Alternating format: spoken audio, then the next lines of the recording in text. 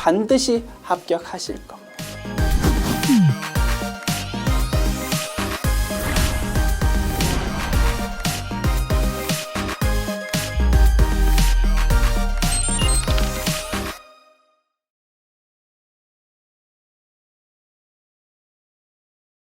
안녕하세요. 전산세무 1급 제102회 기출문제 이론편 보겠습니다.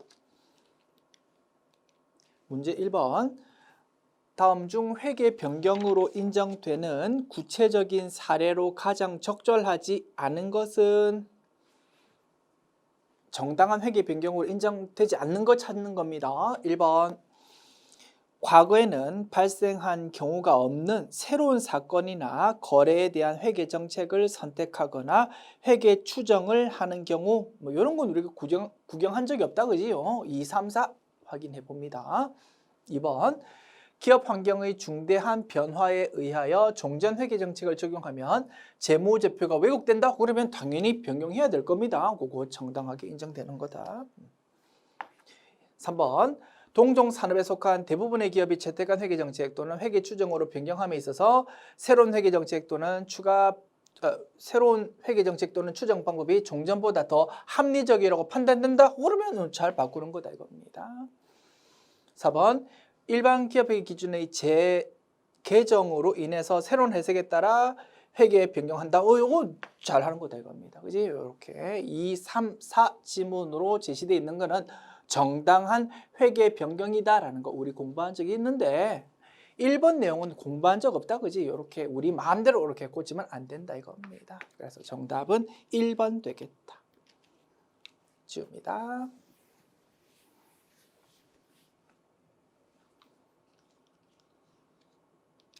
문제 2번. 다음 자료를 참조하여 계산한 2021년 대손상각비와 2022년 대손상각비는 각각 얼마입니까? 라고 물어보네요. 자, 하나씩 파악해 봅니다. 자, 외상매출금과 대손충당금의 2020년 말 금액, 2021년 말 금액이 나와 있습니다. 그러면 그지? 양년도의 대손상각비라는 비용 구해야 되니까 대손충당금에 대한 총계정 원장을 양년도에 대해서 작성하면 되겠습니다. 대손충당금인데 2021년도 그 다음에 대손충당금인데 2022년도 이렇게 작성해 볼게요. 대손충당금 자산의 차감 계정 과목이다 보니까 그 위치는 부채와 동일했다, 그지? 오른쪽이 나의 자리입니다. 기초금액 오른쪽, 증가 오른쪽, 감소 왼쪽, 기말 왼쪽에 적힙니다. 자, 2020년 말 금액은 2021년도 기초금액이 된다, 그지? 4만 원. 그리고 2021년 말 금액은 2만 원입니다. 그리고 2021년 말 금액은 2022년도 기초금액이 된다, 그지? 이렇게 될 거다. 자, 그 다음에 2021년 기말 대손충당금 잔액은 기중의 외상매출금 5만 원이 대손 확정된 후의 잔액이랍니다. 2021년도에 뭔가 대손 확정이 생겼다 이겁니다. 2021년에 대손 확정이 생겨서 5만 원만큼 회계 처리 어떻게 합니까? 대변의 외상매출금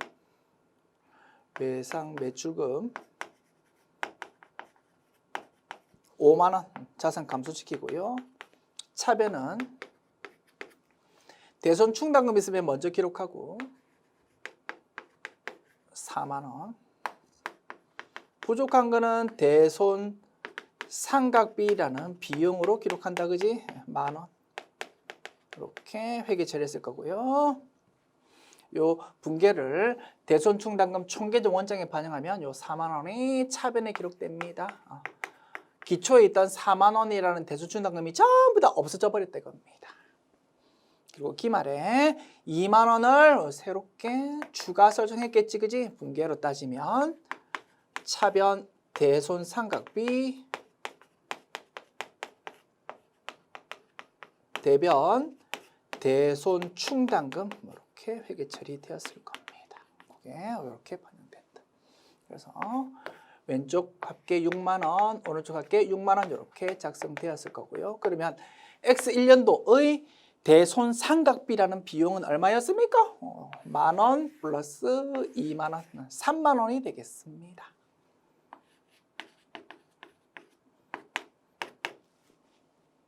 자, 다음 X2년도도 똑같은 논리로 파악해 봅니다. 자, 2022년 기중에 18,000원의 외상 매출금이 대손 확정되었고요. 기말 대손 충당금 잔액은 12,000원이랍니다. 자, 기말 금액 적읍시다. 12,000원이고, 자, 대손 확정이 18,000원만큼 대손 확정되었답니다. 2022년도에는 분계를 적어봅니다. 자, 공간이 조금 좁네. 자, 그러면 요거 2021년도는 이제 필요 없다고 이제 좀 자를게요. 여기 자릅니다. 자, 자릅니다. 자, 여기서 이제 적어봅니다. 자, 대손 확정 분계. 차변, 대변. 자, 이번에도 외상 매출금이 날라갔습니다. 외상 매출금 얼마?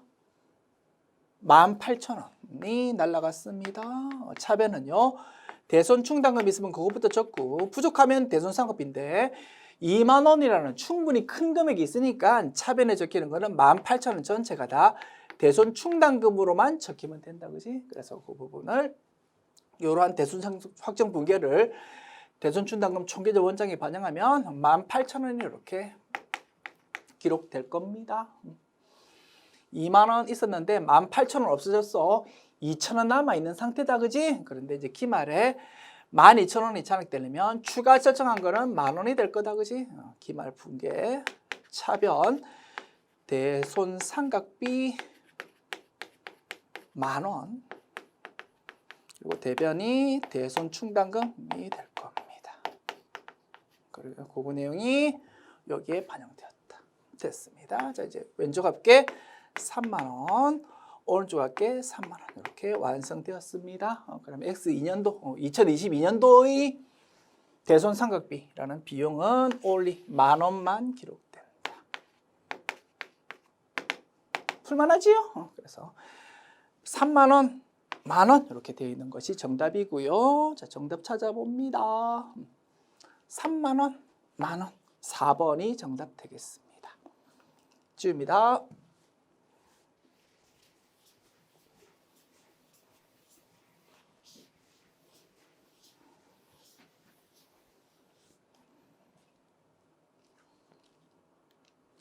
문제 3번.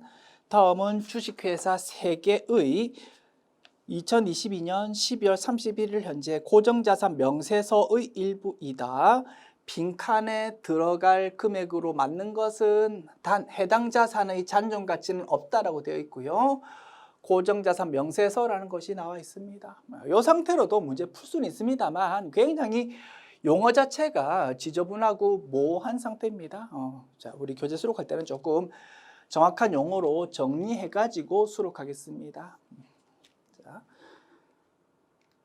토탈 3가지 수정합니다. 자, 먼저 월할 계산한다라는 내용이 명시가 돼야 됩니다. 법인세법 규정에 따르면 감가상각비는 월할 계산한다라고 규정되어 있습니다. 기중에 취득했을 때 그거는 법인세법 내용이고 지금은 우리는 재무회계 문제를 푸는 거다. 그지? 그때는 반드시 월할 계산한다라고 명시가 돼야 될 겁니다. 그 다음에 취득 원가를 기초 가액이라고 표시했습니다. 정확한 용어로 꽂힙니다. 취득 원가로. 그 다음에 취득 원가에서 감가상각 누계액 뺀 거를 장부 가액이라고 부른다. 그지? 그거를 기말 잔액이라는 어설픈 용어로 소개하고 있습니다. 정확한 용어로 장부 가액이라고 수정하고 위치도 보십시오. 취득원가에서 감가상각 누계액을 뺀 것이 장부 가액이니까 순서가 이렇게 좀 배치돼야 될 거 아닙니까? 그지? 엉망진창으로 너무 성의 없이 자료가 제시되어 있다는 것이 조금 아쉽습니다. 그래서 조금 논리 있게 자료를 좀 위치를 바꾸고 용어도 좀 정리했습니다. 됐지요? 그리고 잔소리 하나만 드립니다. 자, 우리는 이제 회계도 공부했고 법인세법도 공부했습니다. 실무에서 제일 많이 하는 실수. 회계 처리하면서 막 법인세법 내용 가지고 막 뭔가 처리하려고 합니다. 정확하게 논리 잡읍시다. 장부 작성은 기업회계 기준과 일반적으로 인정되는 회계 기준, 개입이라고 부른다 그지? 그걸로 장부 처리하고, 법인세 신고는 법인세 계산은 법인세법 규정을 하는 겁니다. 다만 둘 내용을 모두 알고 있으면 이왕이면 세무조정 사항이 최대한 세무조정할 게 없도록 만들기 위해서 법인세법을 생각해 가면서 회계 처리한다 이겁니다. 편리하려고 그렇게 할 수는 있겠지만 우리는 철저하게 논리는 가지고 있어야 됩니다. 장부는 기업회계 기준에 따라서, 법인세 계산은 법인세법에 따라서.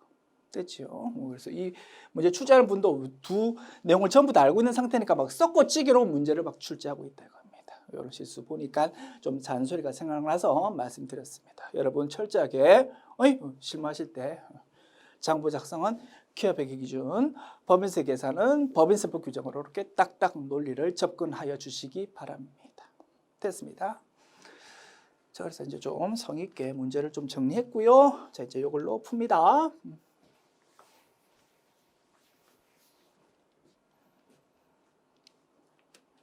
자, 올해 연중에 취득했습니다. 10월 1일 세 달치 10, 11, 12 세 달치만 감가상각비 구해야 되겠고요. 정액법 5년이랍니다. 내용연수 5년이고 정액법이고 잔존가치는 없답니다. 됐지요? 자, 그래서 구해야 되는 게 취득원가 구해야 되고, 올해 감가상각비 구하고 나면 그것이 감가상각 누계액이 될 거다 그지? 그거를 구해야 됩니다. 자, 그러면 봅시다. 취득원가가 이제 구해야 되는 거야. X 마이너스 잔존가치는 얼마입니까? 0입니다. 요거를 5년으로 나눕니다. 내용연수 5년. 요게 1년치잖아. 그런데 우리가 필요한 거는 3개월치야. 12개월분의 3개월. 그러면 앞에 있는 나누기 5도 분수식 방식으로 좀 변형합니다. 나누기 5는 곱하기 5분의 1이다. 그지? 이렇게 열심히 구하면 올해의 감가상각비가 도출됩니다. 자, 그리고 X에서 올해의 감가상각비, 그게 감가상각 누계액이 되는 거다, 그지? 그거를 빼면 2375000이 된답니다. 됐지요? 자, 그러면 요 네모 값을 요거를 좀 변형할 수 있겠습니다. 네모 값은 어떻게 볼 수 있습니까? X 마이너스 2375000은 네모 금액이 된다 이겁니다. 됐지요? 요 산식을 이렇게 변형했습니다. 네모 금액은 요 금액이 된다 이겁니다. 됐지요? 그러면 요 내용을 요 위에다가 집어넣을게요. 네모는 뭐다구? X 마이너스 2375000이 되는 거다. 됐습니까? 자, 그러면 저 밑에 쪽 치우고 X 값을 구할 수 있겠을 겁니다. 요거부터 정리하자. 5 곱하기 12 60이고요. 3입니다. 3 나누기 60 얼마입니까? 3 나누기 60은 0.05가 됩니다. 0.05. 그러면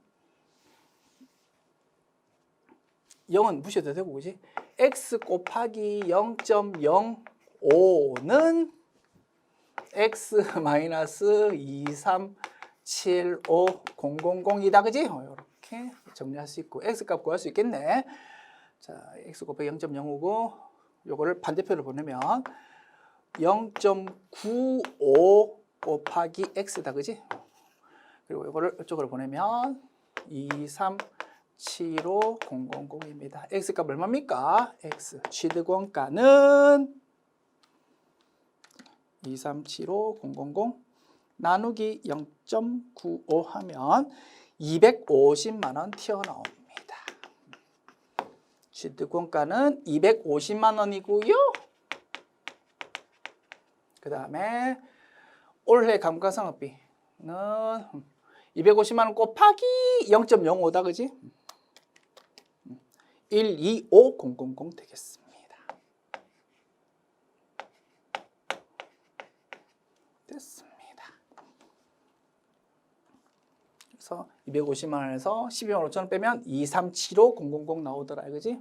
됐습니다. 정답은 그러면 2번이 되겠습니다. 지웁니다.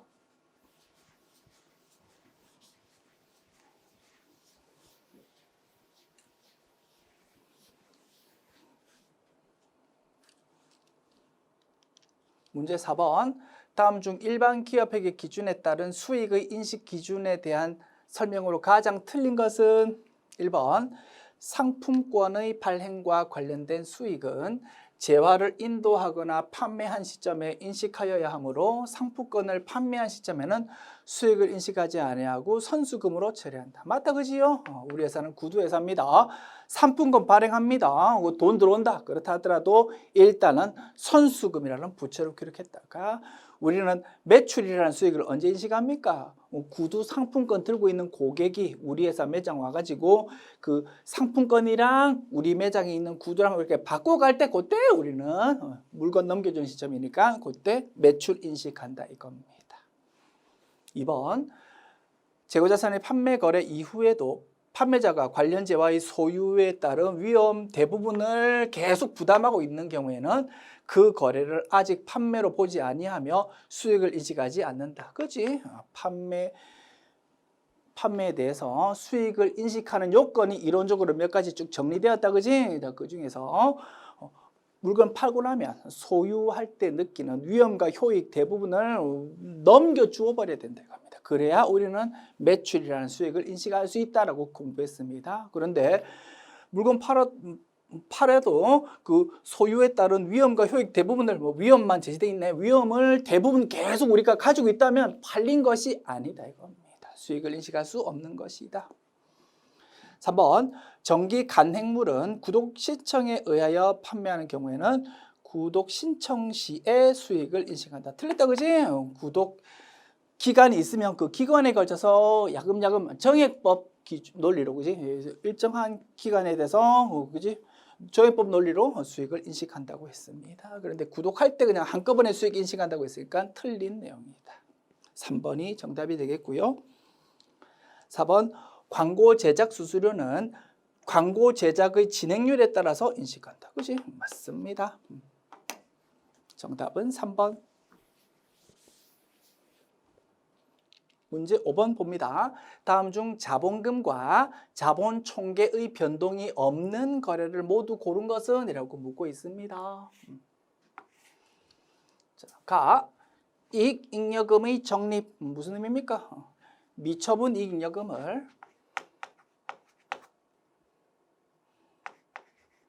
미처분 이익잉여금을 없애면서 차변에 기록하면서 대변에 임의 적립금, 예를 들어서 사업 확장 적립금이라고 가정할까? 사업 확장 적립금이라는 임의 적립금을 이렇게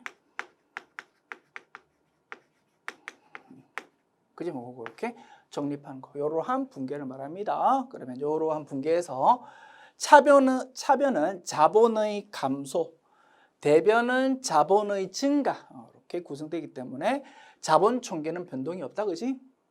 그리고 분계에서 자본금 계정 과목이 등장 안 합니다. 그러면 자본금 계정 과목도 변동이 없는 거다 이겁니다. 그래서 가 맞고요. 주식병합 잠시 후에 소개해 드립니다. 주식병합은 사실은 두 가지 의미가 있기 때문에 이렇게만 제시되어 버리면 이 문제를 풀 수가 없습니다. 주식배당부터 파악하자. 주식배당 의미가 무엇입니까? 차변에 미처분 이익잉여금, 대변 주식배당. 일단은 미교부 주식배당금이라는 계정과목을 썼다가 결국은 그 부분만큼 주식이 발행되니까 자본금 계정 과목이 최종적으로 회계 처리될 겁니다. 그지? 이렇게 주식배당이고요. 자, 차변 자본의 감소, 대변 자본의 증가이기 때문에 자본 총계는 변동이 없어. 그런데 분계 내용에서 대변의 자본금 계정 과목이 회계 처리되었으니까 자본금 계정 과목은 증가한다 이겁니다. 주식이 발행되니까 그죠? 그래서 다의 경우 자본 총계는 변동 없지만 자본금은 변동이 있으니까 요거는 정답이 아니다. 현금 배당 차변의 미처분 이익 잉여금 대변은 미지급 배당금 계정 과목 잠깐 기록되었다가 그거 결국은 현금 또는 보통 예금으로 바뀌니까 최종적으로는 그냥 현금 또는 보통 예금, 그러니까 현금으로만 적을게요. 현금으로 볼 수 있다 겁니다. 자, 요 분기에서 차변은 자본의 감소, 대변은 자산의 감소 이렇게 회계 처리되니까 자본 총계가 작아지는 거다, 그지? 그리고 자본금 계정 과목은 등장하지 없으니까 자본금 계정 과목은 변동이 없다 이겁니다. 됐죠? 그래서 자본 총계가 작아지니까 이것도 정답이 될 수 없다. 그래서 정답은 가라고 되어 있는 4번 또는 가와 나라고 되어 있는 3번 이 둘 중에 한 개가 될 수 있습니다. 출제 어렵니다. 주식 병합으로 제시해버리면 이 둘 다 정답 될 수 있다고 수정해서 교재 수록하겠습니다. 주식 병합을 우리가 잘 알고 있는 주식 분할로 수정하겠습니다. 주식 분할은 뭡니까? 우리 회사 주가가 너무 한 개당 주가가 너무 비싸다 보니까 거래가 잘 안 된다. 그래서 그 주식 한 개를 두 개로 쪼개는 것, 그것이 주식 분할이었습니다. 됐죠? 그러면 주식 분할은 회계 처리할 거 있다 없다? 없다 이겁니다. 주당 액면 금액이 절반으로 작아지고 주식수가 2배로 증가한다. 그러다 보니까 회계 처리할 건 전혀 없고 비방 기록만 하면 된다고 했습니다. 회계 처리할 거 없고 따라서 자본 총계 변동 없고 자본금 변동 없다 이겁니다.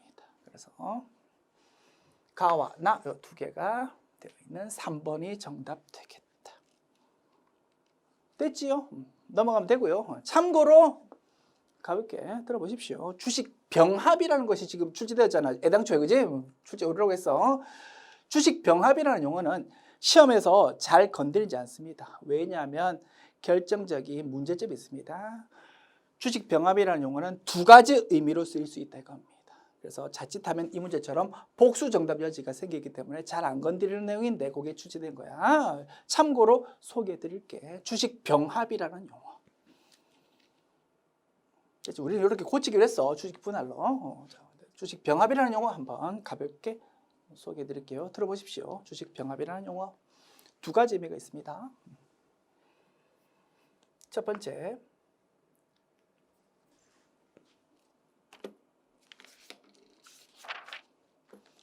주식 병합 방식의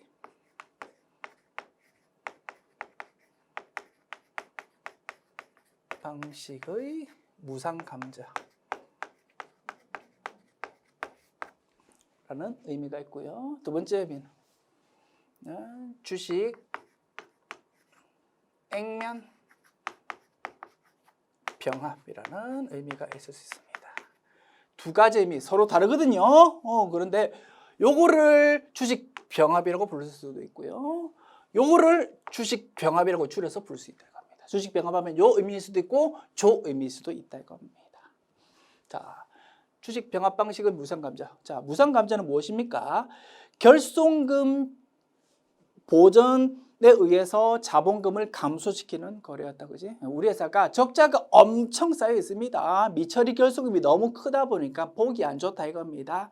그래서 주주들이 합의했습니다. 결의했습니다. 야, 이거 결손금 너무 많으니까 결손금 좀 없애면서 주식을 좀 없애자라고 결의하는 겁니다. 아주 예외적이고 좀 상황이 좋지 않은 거다, 그지? 어쨌든 그런 게 상법에 규정되어 있다 이겁니다. 회계 지료를 보면 어떻게? 자본 총액의 결손금은 마이너스 성격이다, 그지? 그래서 차변으로 회계 처리되어 있는 겁니다. 그 차변을 없애는 겁니다. 대변에 미처리 결손금이라고 적어서 없앤다. 그리고 차변은 눈물을 머금고 우리 주주들이 주식을 없애버리는 겁니다. 자본금. 이것이 무상감자다 이겁니다. 기억나시죠? 그리고 무상감자를 이제 실행하려고 합니다. 방법이 두 개가 있습니다. 주금액 절삭 방식,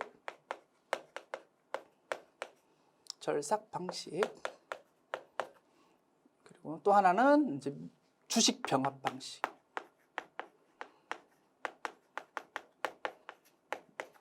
주금액 절삭 방식은 뭡니까? 액면 금액을 작게 만든다 이겁니다. 예를 들어서 한 주당 액면 금액이 10,000원이야. 그리고 200주가 있어.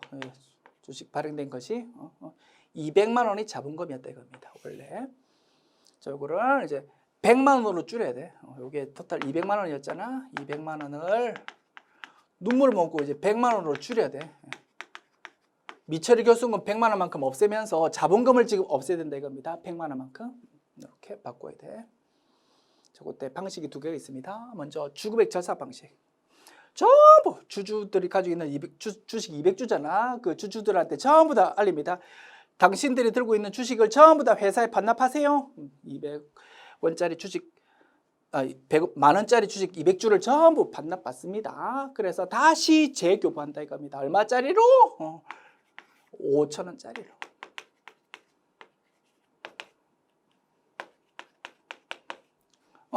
그러면 액면 금액 10,000원 적혀 있던 게 이제 5,000원짜리로 바뀌었어. 그러면 100만 원만큼 주식이 자본금이 작아지는 겁니다. 이게 주금액 절삭 방식. 두 번째 방법은요. 이번에는 주식을 10,000원짜리 200주를 뭘로 바꾼다고? 10,000원짜리 100주로 바꾼다 이겁니다. 액면 금액은 그대로 놔두고 주식 수만 줄일 수 있다 이겁니다. 그죠? 뭐 이렇게 해도 100만 원이 되는 겁니다. 이런 겁니다. 주주가 주식을 2개 들고 있다고 2개 주식 들고 있는 것 중에서 한 주를 반납하십시오. 그렇게 하는 것이 주식 병합 방식의 무상감자입니다. 됐죠? 요거 니은을 뭐라고? 주식 병합 방식의 무상감자로 부르고 요거를 줄여서 주식 병합이라고 부를 수 있다 이겁니다. 됐죠? 그럼 회계 처리가 이렇게 되는 겁니다. 예를 들어봅니다. 그러면 예를 들어보면 어떻게 볼 수 있습니까? 10,000원짜리 주식 200주가 있다가 그게 액면 금액은 그대로야. 10,000원인데 주식수가 200주에서 100주로 그렇게 줄어드는 상황이 될 겁니다. 요거를 주식 병합 방식이라고 부르고 요거가 요겁니다. 회계 처리는 요거고 상황은 요거다. 요게 주식 병합이야. 또 하나 의미가 있을 수 있어. 주식의 액면 병합. 우리가 알고 있는 주식 분할의 정반대 상황입니다. 우리가 알고 있는 주식 분할은 뭐 어떤 상황입니까? 한 주당 금액이 너무 크니까 그거를 반으로 쪼개는 거다, 그지? 그러면 이겁니다.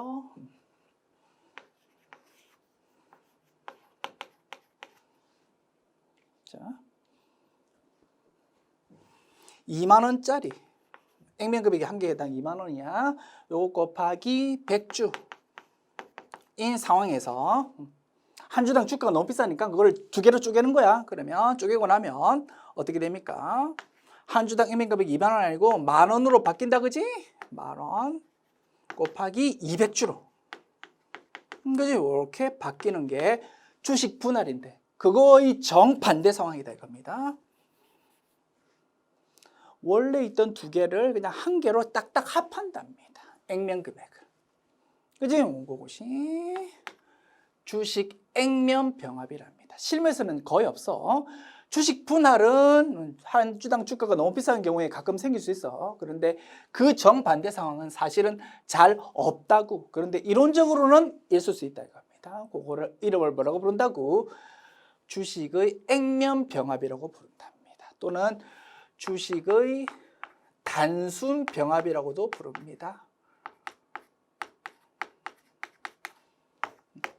요 왼쪽의 상황과 구분하기 위해서 이런 용어를 쓴다 이겁니다. 됐죠? 그래서 주식 병합이라고 이름 부르는 거는 사실은 두 가지 의미가 있어. 의미 1, 의미 2. 둘 중에 무엇인지에 따라서 답이 달라질 수 있다고 합니다. 자, 주식 의미 2번이라면 그지? 200주 한 주당 액면금액 10,000원을 100주 액면금액 한 주당 20,000원 요렇게 이제 바꾸는 상황을 말한다, 그지? 요 점에서 차이가 있다, 그지? 그지? 요 경우에는 회계 처리 있다 없다? 없다 이겁니다. 주식 분할의 경우에 회계 처리가 없듯이 주식 액면 병합의 경우에도 회계 처리는 없는 겁니다. 그지? 그러면 자본 총계 변동 없고 자본금이 변동 없는 겁니다. 됐습니다. 그래서 1번은 자본 총액은 변동 없지만 자본금 계정 과목이 변동이 생긴다, 그지? 근데 의미 2번은 자본금 계정 과목과 자본 총계 전부 다 변동이 없다라는 점에서 양자가 좀 차이가 생길 수 있다고 합니다. 그러다 보니까 원래 출제됐던 주식 병합이라는 용어로는 문제 풀 수 없는 거다, 그지? 그래서 주식 분할이라는 걸로 수정해서 수록하겠다 이 겁니다. 아시겠죠? 그래서 선생님은 잘 건드리지 않는 용어지만 원래 문제에서 출제가 되어서 소개하여 드렸습니다. 됐습니다. 지울게요.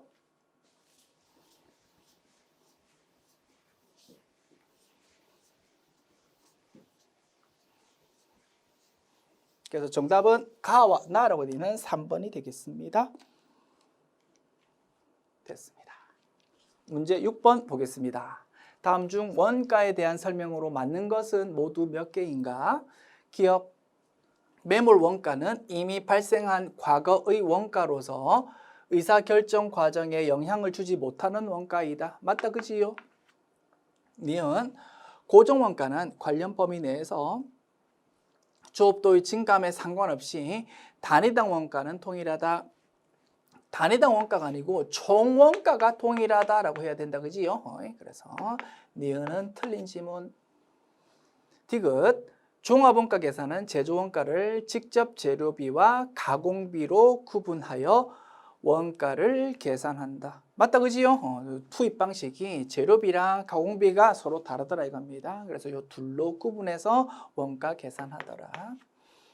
리얼 표준 원가 계산에서 유리한 차이란 실제 원가가 표준 원가보다 큰 것을 말한다. 틀렸다, 그지? 큰 것이 아니고 작은 것을 말한다고 해야 될 겁니다. 그래서 맞는 거는 두 개다, 그지? 기업과 디귿 두 개라고 되어 있는 2번이 정답 되겠습니다. 지웁니다.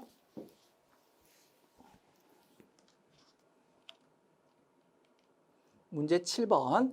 아래의 제조원가 명세서에 대한 설명으로 다음 중 틀린 것은 됐지요? 자, 채워 넣어 봅니다. 자, 재료비, 노무비, 제조공비 구해서 그거 합산한 거를 단기 총 제조원가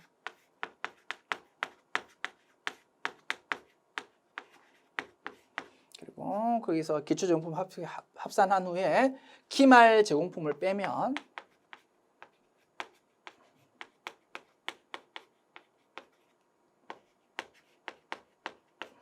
결론값이 단기 제품 제조원가가 나온다, 그지?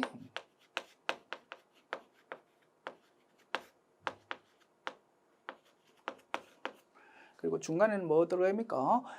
재료비는 기초 원재료 재고액에서 단기 매입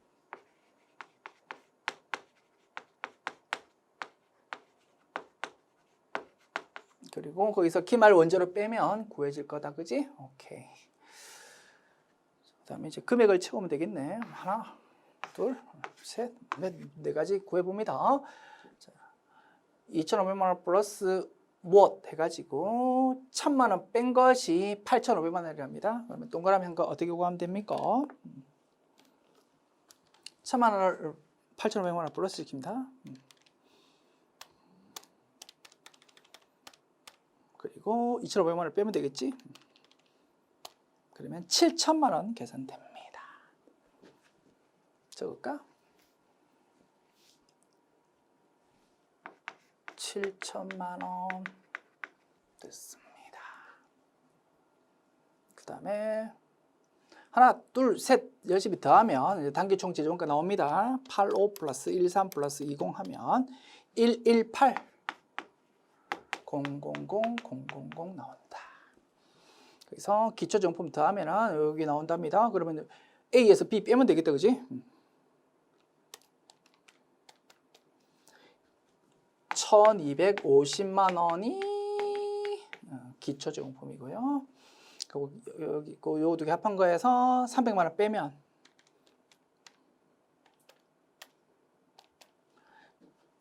127500000이 단기 제품 제조 원가라는 결론값이 되는 겁니다. 오케이.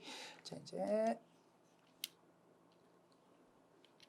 맞춰봅니다. 틀린 거를 찾으래요. 단기 원재료 매입액은 7천만 원입니다. 맞다. 단기 제품 제조 원가 결론값은 127500000입니다. 틀렸다, 그지? 그래서 2번이 정답 되겠고, 자, 3번, 4번 확인합니다. 기초제공품 재고액은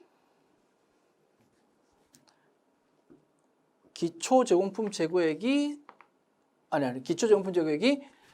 1250만 원이다, 그지? 1250만 원이다. 맞다, 그지?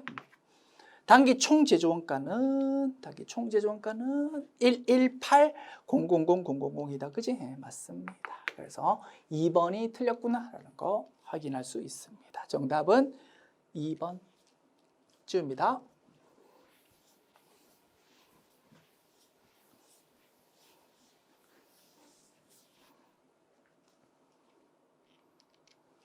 문제 8번. 주식회사 세무는 선입선출법에 의한 종합원가 제도를 채택하고 있다. 다음 자료를 참고하여 직접 재료원가의 완성품 환산량을 계산하면 얼마입니까? 라고 되어 있습니다. 자, 파이프라인 그려봅니다. 자, 제공품의 물량 파악하자.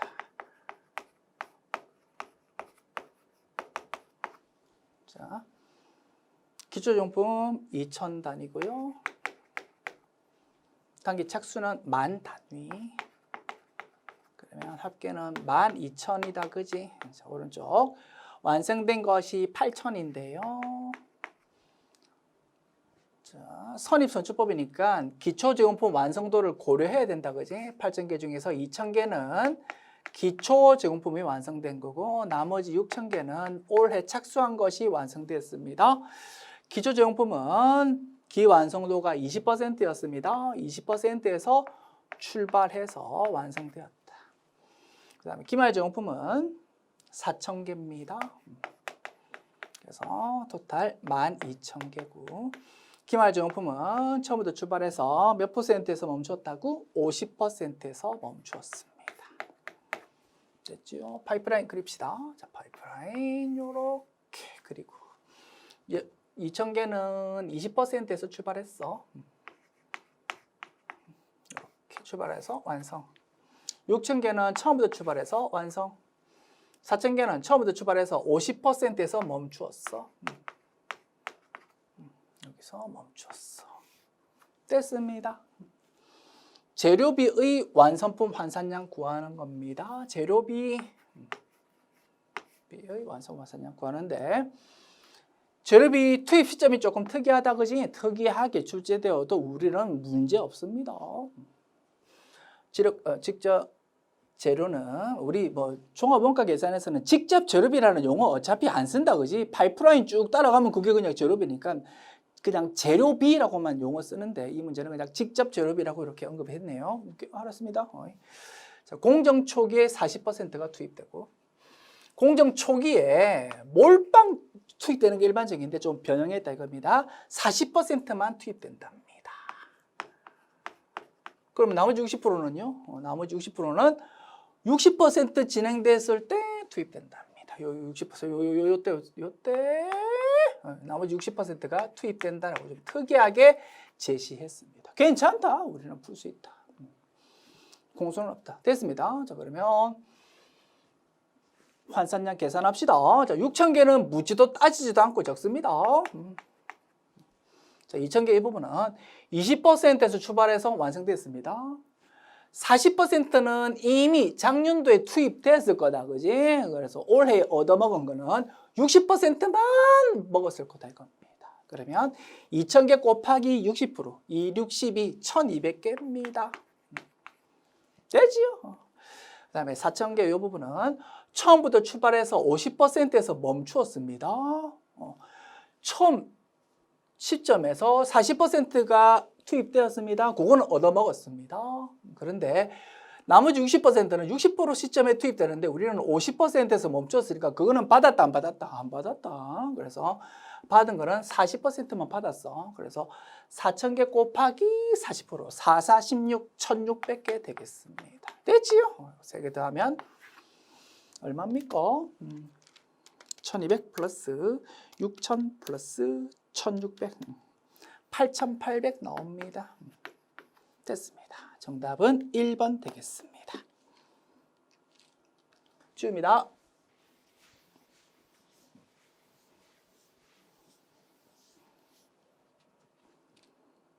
문제 9번. 다음의 자료를 이용하여 계산한 직접 재료 원가의 가격 차이와 수량 차이로 올바른 것은 표준 원가 계산입니다. 자.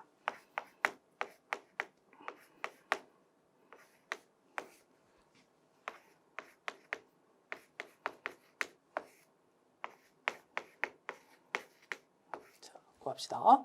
실제 구입한 것이 22,000. 그리고 그 단가가 킬로그램당 30원. 그 다음에 그러면 SP는 얼마요?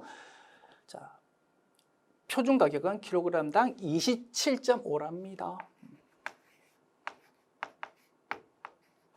곱하기 22,000.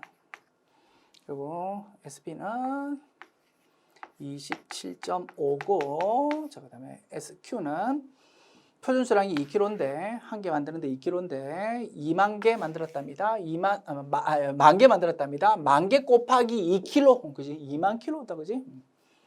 2 곱하기 만, 이렇게 산식 표현할 수 있겠습니다. 됐습니다. 표준 원가라는 거는 필요 없는 자료인데, 그지? 제시되어 있습니다. 해석하자면 이겁니다. 킬로그램당 27.5원이 표준 가격이야. 근데 한 개 만드는데 2kg 든답니다. 그럼 한 개 만드는 데는, 그지?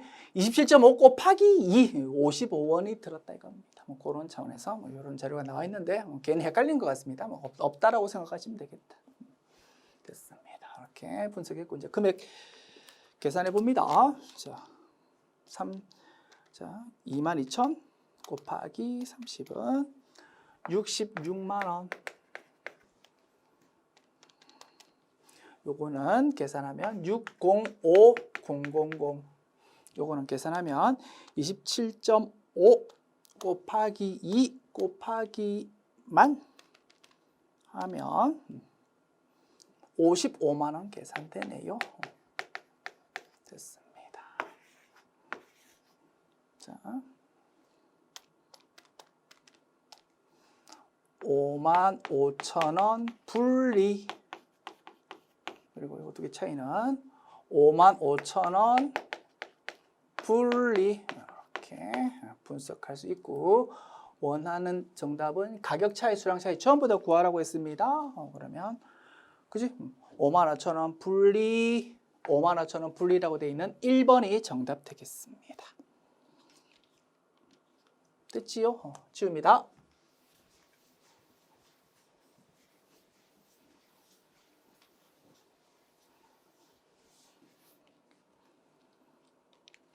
문제 10번 봅시다. 다음 자료를 이용하여 계산한 정상 공손 수량과 비정상 공손 수량은 각각 몇 개입니까? 단, 정상 공손은 완성품 수량의 2%라 가정한다.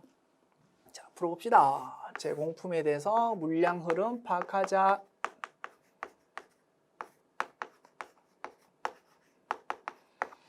자산이다, 그지? 나의 자리 왼쪽입니다. 기초 왼쪽, 증가 왼쪽, 감소 오른쪽, 기말 오른쪽 적습니다. 자, 기초 제공품 25,000, 착수 9만. 그러면 왼쪽 거 합하면 115000 되네. 자, 오른쪽. 자, 완성품 수량이 제시가 직접적으로 되지 않고 제품 수량을 가지고 역산하십시오라고 제시되어 있습니다. 됐죠? 뭐 분리가 없습니다. 자, 아래쪽에 제품에 대한 물량 흐름 파악합니다. 자, 자산이다, 그지? 제공품과 마찬가지로 기초 왼쪽, 증가 왼쪽, 감소 오른쪽, 기말 오른쪽에 적습니다. 자, 기초 제품 2만 개. 그리고 올해 완성된 것이 이제 오른쪽에 적힐 거고, 그 다음에 판매된 것이 매출 원가를 의미한다, 그지? 오른쪽에 9만 개. 그 다음에 기말 제품이 3만 개입니다. 그러면 오른쪽 갈게 12만 개 나오니까요. 왼쪽도 12만 개다, 그지? 그러면 동그라미 한 거 10만이라고 계산됩니다. 아, 올해에 완성된 제품은 10만 개구나. 아시겠죠? 그거를 여기 적어줍니다. 10만 개. 그리고 기말 제공품은 12,500개입니다. 그 사이에 공손이 있을 겁니다. 자, 오른쪽 할게. 115000이면 동그라미 한 거 구할 수 있겠다, 그지? 115000 빼기 10만 빼기 12,500 하면 2,500개 톡 튀어나옵니다. 자, 요게 정상과 비정상으로 나눠집니다. 자, 정상 공손이 완성품 수량 2%랍니다. 10만 곱하기 2% 하면 2,000개. 그러면 비정상 공소는 500개 되겠지? 2,000개와 500개라고 되어 있는 2번이 정답 되겠습니다. 됐지요? 지웁니다.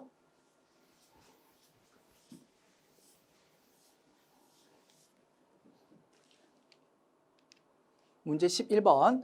다음 중 아래의 기억, 니은에 들어갈 숫자를 바르게 나열한 것은 내국법인의 각 3년도의 소득에 대한 법인세의 과세표준은 각 3년도의 소득의 범위에서 각 3년도의 개시일 전 몇 년 이내에 개시한 3년도에서 발생한 결손금을 공제한 금액으로 한다. 몇 년? 15년이다, 그지? 결손금은 15년 동안 써먹을 수 있다.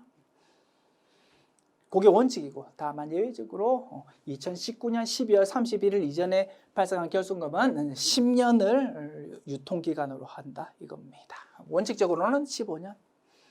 다만 결손금은 각 3년도 소득의 100분의 몇 중소기업과 회생 계획을 이행 중인 기업 등은 제외하고 일반적인 기업은 100분의 몇을 한도로 합니까? 100분의 60%를 한도로 한다, 이겁니다. 그리고 중소기업 또는 회생계획 이행 중인 기업이라면 100%를 한도로 하는 거다. 됐지요? 그래서 15, 60이라고 돼 있는 4번이 정답 되겠습니다. 지웁니다. 문제 12번 봅시다. 다음 중 조세특례제한법상 중소기업 특별세 감면에 대한 설명으로 틀린 것은? 이라고 묻고 있습니다. 자, 우리 이론편에서 중소기업 특별세 감면에 대해서 대략적인 내용만 공부했었는데, 그지? 그거에 대해서 상세한 내용이 이렇게 출제되었네요. 어떻게 하면 된다고요? 내가 알고 있는 지식 범위 내에서 열심히 판단해보고 넘어가면 되겠습니다. 자, 1번 복식부기 의무자 개인 이 중소기업 특별세 감면 받으려면 사업용 계좌를 신고해야 된답니다. 이런 내용 공부한 적 없지만 넘어가는 거다. 맞는 내용이래. 2번 전년 대비 고용 인원이 감소하지 않은 경우에는 감면 한도가 1억 원이다라고 규정되어 있답니다. 우리 판단할 수는 없지만 넘어가는 거다. 맞는 내용이고. 자, 3번은 판단할 수 있을 것 같아. 중소기업 지원을 목적으로 하는 중소기업 특별세 감면은 최저한세 적용 배제 대상이다라고 되어 있습니다. 자, 최저한세 적용 대상이 맞는지 아닌지를 우리가 전부 다 외울 수는 없었어, 그지? 그래서 최저한세 문제가 나왔을 때 그 내용이 최저한세 적용되는지 아닌지를 확인하는 방법은 어땠습니까? 우리 프로그램 메뉴에 있는 공제감면세액 및 추가 납부세액 합계표, 그리고 그런 좀 긴 이름의 메뉴를 가지고 확인할 수 있었다 이겁니다. 그 메뉴 사용하면 요 중소기업 특별세 가면은 최저한세 적용이 되는 겁니다를 확인할 수 있습니다. 그런데 적용 배제라고 했으니까 3번 질문이 틀린 거고요. 3번이 정답이 되겠다. 됐지요? 괜찮아, 뭐 이런 문제 잘 모르겠다 틀려도 괜찮은데 우리가 알고 있는 범위 내에서 한번 판단해 보았다 이겁니다. 자, 4번 법인 본점이 수도권에 있는 경우에는 본점을 기준으로 감면율 적용한답니다. 뭐 이런 것도 맞는 내용이 됩니다. 됐습니다.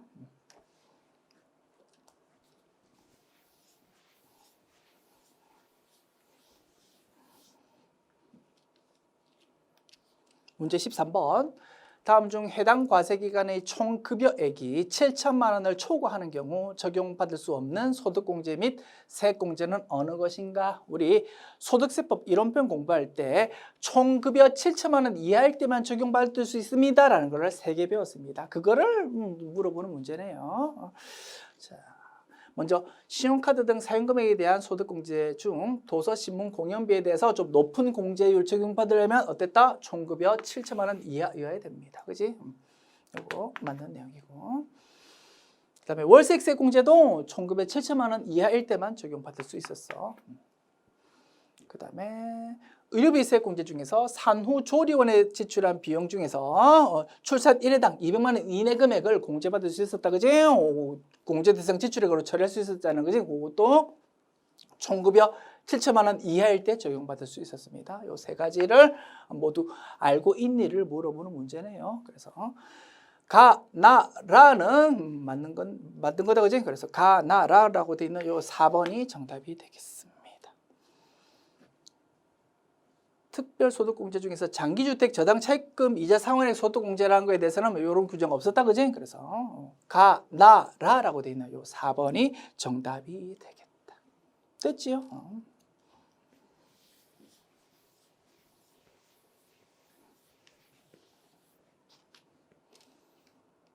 문제 14번. 근로자인 백남봉 씨는 2022년 귀속 연말정산 시 생계를 같이 하는 부양가족에 대해서 인적공제, 기본공제를 적용하고자 한다. 다음 중 인적공제, 기본공제 대상이 아닌 것은 단, 다른 소득은 없는 것으로 가정한다. 판단해 봅시다. 나의 요건, 소득금의 요건 모두 충족해야 된다. 그지? 자, 1번.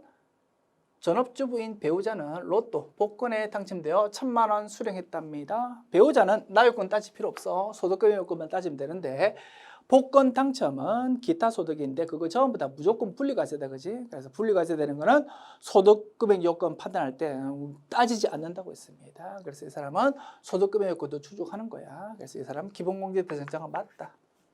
그지? 2번. 구청에서 일용직으로 근무하시는 62세 어머니는 일용직 급여가 600만 원이다. 자, 62세 나요금 충족하고요. 그 다음에 일용 근로소득 또한 분리과세 대상이다. 그지? 그래서 소득금의 요건 따질 때 소득 없는 걸로 봅니다. 그래서 이 사람도 기본공제 대상자가 맞다. 그 다음에 올해 초 퇴직하신 65세 아버지는 총급여가 300만 원이고요. 퇴직소득이 90만 원이랍니다. 전부 합산하는 거다. 그지? 종합소득금액이랑 퇴직소득금액, 양도소득금액 전부 합해가지고 100만 원 이하가 맞는지를 따져본다고 했습니다. 자, 총급여랍니다. 자, 근로소득금액이 계산돼야 되는데 총급여에서 인위적으로 정해져 있는 근로소득 공제를 빼야 근로소득금액이 도출되는데 그 인위적으로 규정되어 있는 걸 전부 다 외울 수는 없지만 맨 위에 있는 구간은 좀 우리 알아두자고 했습니다. 총급여 500만 원까지는 70%가 근로소득 공제다 이겁니다. 그러면 300만 원 중에서 70%를 빼고 30% 금액인 90만 원이 근로소득 금액이 됩니다. 금액은 90만 원. 자, 그리고 여기서 퇴직소득이 있다고 퇴직소득 금액을 이제 합산해서 100만 원 이하인지 따져보는 겁니다. 그리고 아버지 연세가 65세니까 나요건 충족한다. 그지? 그래서 소득금액 요건만 따져보면 되는데 이 두 개 합해서 따지는 겁니다. 다만 퇴직소득에 대한 세금은 우리가 공부한 적이 없다. 그지? 그래서 이 상태로 또 문제 억지로 풀 수는 있겠지만 조금 더 용어를 정확하게 해주는 게 좋을 것 같습니다. 자, 우리 교재 수록할 때는 이 퇴직소득이라는 단어를 이렇게 고칠게요. 퇴직소득이 아니고 퇴직소득 금액이라고.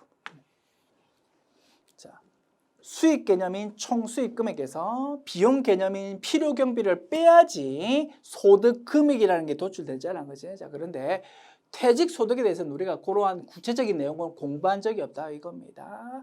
세법 규정을 보면 퇴직 소득에 대해서는 퇴직할 때 받는 돈 자체가 그냥 퇴직 소득 금액이 된답니다. 즉 필요 경비라는 개념이 따로 없다 이겁니다. 그래서 퇴직소득 이꼴 퇴직소득 금액이라는 논리가 성립된답니다. 퇴직소득은. 그런데 우리는 그런 거 공부한 적 없으니까 그지? 요 지문에서 퇴직소득이라는 단어를 퇴직소득 금액으로 이렇게 수정해서 교재에 수록한다 이겁니다. 그러면 이제 판단할 수 있겠다 그지? 근로소득 금액이 90만 원. 퇴직소득 금액이 90만 원이니까 요거 전부 합해버리면 180만 원 된다 그지? 그러면 100만 원 넘어가 버리니까 이 아버지는 소득금액 요건 추정 못한다 이겁니다. 그래서 이 사람은 기본문제 대상자가 아니다. 정답은 3번 되겠습니다. 됐지요? 4번 판단합니다. 17세인 아들은 포스터 공모전에서 입상하여 시청으로부터 상금 500만 원을 수령했답니다. 나요건 충족하고요. 소득금액 요건만 따지면 됩니다. 기타 소득에 해당한다 그지? 기타 소득이고 자 이렇게 다수가 순위 경쟁하는 대회에서 입상해서 돈 받았다. 이때는 필요 경비가 80% 인정되더라 그지? 그래서 500만 원의 80%만큼이 필요 경비로 인정되니까 기타 소득 금액은 얼마입니까? 80% 빼면 20%만 남는다 그지? 500만 원 곱하기 20%딱 100만 원 되겠습니다. 그래서 이 사람은 소득 금액은 충족한다 이겁니다. 그래서 정답은 3번 되겠다. 됐지요? 지웁니다.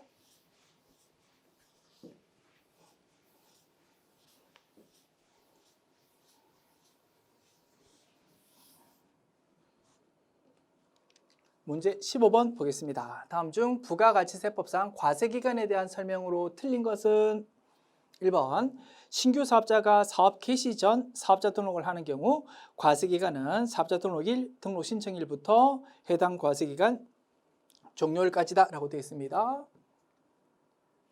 원칙적으로 일반 과세자 과세기간 1월 1일부터 6월 30일까지 6개월이 1기, 7월 1일부터 12월 31일 요 6개월이 2기, 즉 6개월이 과세기간인 것이 원칙이다. 그렇지? 그런데 예외적으로 올해에 처음 사업 시작했다면 사업 시작한 날로부터 원칙적인 과세기간 종료까지 그거를 하나의 과세기간으로 할 거다 이겁니다. 당연하다 그지? 그런 내용 공부했는데 그거를 조금 변형했다 이겁니다.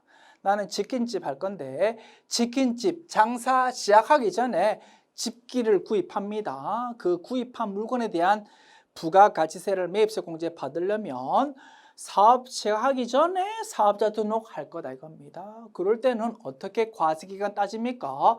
실제 사업 시작하기 전, 즉 실제로 사업자 등록 신청한 날로부터 이제 과세기간을 적용하면 될 거다 이겁니다. 당연하다 그지? 그래서 이런 세부적인 내용까지는 우리가 정리한 적 없지만 충분히 판단할 수 있을 겁니다. 이 논리로 판단해야 되겠네? 맞는 내용이다. 됐습니다. 2번 간이 과세자가 일반 과세자로 변경되는 경우 일반 과세자로서 적용받게 되는 과세기간은 그 변경 시점부터 12월 31일까지다 라고 되어 있습니다. 이런 내용은 우리가 공부한 적 없다 그지? 넘어가는 겁니다. 3번 폐업자 과세기간은 해당 과세기간 개시일부터 폐업일까지다. 그지? 맞죠? 원칙적으로 6개월이 과세기간인데 중도에 폐업했다면 그지? 원칙적 과세기간 개시일부터 폐업일까지로 할 거다 이겁니다. 이거 우리 공부했다 그지? 맞습니다. 그리고 간이 과세자의 과세기간은 1월 1일부터 12월 31일까지 이렇게 12개월을 과세기간으로 한다고 했습니다. 그래서 1, 3, 4 내용 맞고 틀린 지문은 2번이 되겠습니다. 정답은 2번이다. 됐지요? 우리가 공부하지 않았던 내용이 등장할 수 있어 내가 알고 있는 것으로 판단하고 넘어가면 된다. 됐습니다. 자, 다음 문제 넘어가면 되는데 참고로 이런 2번 지문이 등장했으니까 소개해 드리겠습니다. 가벼운 마음으로 들어보십시오. 자, 간이 과세자라는 것은 무엇입니까? 개인으로서 직전 연도 공급 대가가 8천만 원 미만인 사람이다. 그지? 됐습니다. 이런 게 간이 과세자다. 그러면 간이 과세자인지 아닌지는 어떻게 작년도 1년치의 실적을 파악해 보아야 판단할 수 있는 겁니다. 간이과세자이다가 일반 과세자로 변경된답니다. 원래는 간이과세자였어. X1년도는 간이과세자이었어. 1월 1일부터 12월 31일까지. 자, 그랬는데 이제 X2년도부터 이제 판단합니다. X2년도 작년도 1년치 실적을 보니까 8천만 원 넘어가 버렸답니다. X1년도에. 그러면 X2년도부터는 일반 과세자가 된다 이겁니다. 그지? 간이과세자가 일반 과세자로 변경된다. 아유, 그지? 작년도 1년치 실적에 따라서 올해부터 이제 일반 과세자 적용됩니다. 자, 그런데 현실적으로 작년도 1년치 실적을 X2년도 초에 알 수 있겠습니까? 잘 모릅니다. 작년도 1년치 실적은 사실은 개인이라고 5월달 종합소득세 신고해 볼 때쯤에 이제 거의 재무제표가 완성됩니다. 현실적으로 그럴 것 같다, 그지?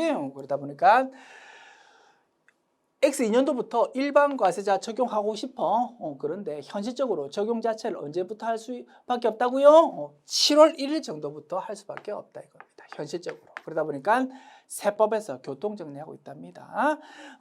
작년도 실적에 따라서 뭔가 바뀐다고 간이과세자에서 일반 과세자 또는 그 반대 일반 과세자에서 간이과세자 이렇게 바뀐다고 실제 변경되는 시점은 7월 1일로 하자라고 규정할 수밖에 없다 이겁니다. 일리 있습니까? 그래서 그 다음 연도에 바뀌는데 7월 1일부터 변경이 적용된답니다. 자, 그러면 과세기간까지 이렇게 되는 거다. X2년도 1월 1일부터 6월 30일까지 요 앞에 6개월은 할 수 없어. 간이과세자로 부가과세 신고하는 거야. 원칙적으로 간이과세자 과세기간 1년이잖아. 그런데 할 수 없어. 지금 변경이 돼야 되니까 1월부터 6월까지 6개월에 대해서는 일단 간이과세자로 신고해야 돼. 그리고 7월 1일부터 12월 30일까지 요 6개월을 이제 일반 과세자로 부가세 신고한다 이겁니다. 일리 있습니까? 그 상황입니다. 그러면 이렇게 바뀌는 경우 간이과세자가 일반 과세자로 바뀌는 경우 일반 과세자로서 적용받게 되는 과세기간은 그 변경 시점부터 12월 31일까지다라고 되어 있는데 이게 틀린 지문이랍니다. 세법에서 이렇게 규정하고 있답니다. 1월 1일부터 6월 30일까지는 간이과세자로서 신고하고 7월 1일부터 12월 30일까지는 변경 시점이 아니고 7월 1일 이라는 날짜를 딱 명시해 주었답니다. 7월 1일부터 12월 30일까지가 일반 과세자가 적용되는 과세기간입니다라고 규정하고 있대요. 그래서 7월 1일이어야 되는데 변경 시점이라는 용어를 썼기 때문에 2번이 틀린 지문입니다라고 정답이 발표되었는데 조금 억지가 있는 거다, 그지? 자, 보십시다. 말장난입니다. X1년도 실적이 좋았다면 일반 과세자로 바뀌는데 원칙적으로 변경되는 시점은 1월 1일이 되어야 될 거야. X2년도 1월 1일. 그런데 그 변경 적용을 하려고 하다 보니까 좀 무리가 있어서 7월 1일부터 실제 변경 적용이 된다 이겁니다. 말장난이야. 변경되는 시점은 1월 1일이지만 실제 적용은 7월 1일이다 이겁니다. 그러니까 변경 시점이라고 해버리면 이게 혼란이 있을 수 있습니다. 맞는 건지 틀린 건지 애매해진다 이겁니다.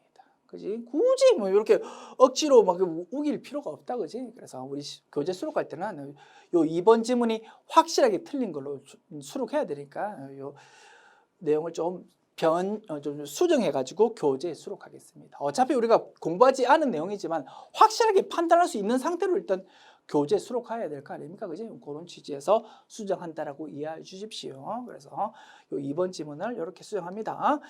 1월 1일부터 12월 31일이다 이렇게 하면 확실하게 틀린 지문이 된다 이겁니다. 그지? 그 다음 연도 7월 1일부터 12월 31일까지가 일반 과세자 적용되는 과세기간인데 1월 1일부터 12월 31일까지라고 했으니까 확실하게 틀린 것이다. 됐습니까? 이렇게 교재 수정하겠습니다. 됐습니다. 지금까지 제102회 기출문제 풀어보았습니다. 수고하셨습니다.